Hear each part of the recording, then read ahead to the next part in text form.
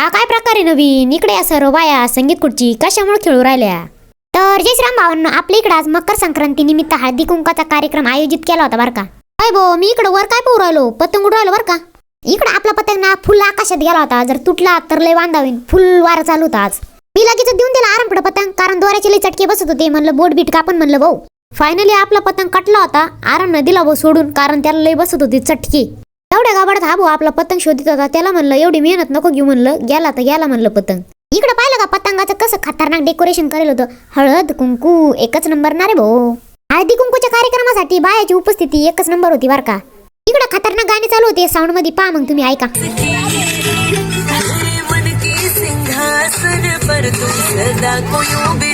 सानू मस्त पैकी इथं बसली होती, कारण तिचं करत होतं बोर नानाचा कार्यक्रम. सानूची आजी मस्त पैकी तिच्या डोक्यावर बोर चॉकलेट बिस्किट गोळ्या टाकत होती. या पोराला काही दम नव्हता निघत, मस्त पैकी गोळा करीत होते. आपल्या सानूबाईचा असा काही व्हिडिओ काढला मग.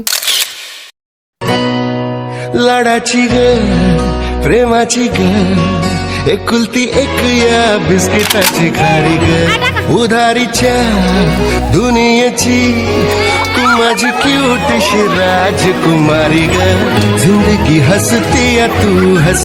आपल्या सानू नंतर ह्या बाळाचा पण कार्यक्रम होत होता बरं का. इकडे या सर्व बाया संगीत खुर्चीचा आनंद घेत होत्या बरं का. संगीत खुर्चीचं वाद्य वाजवणारा हा भाऊ होता बरं का.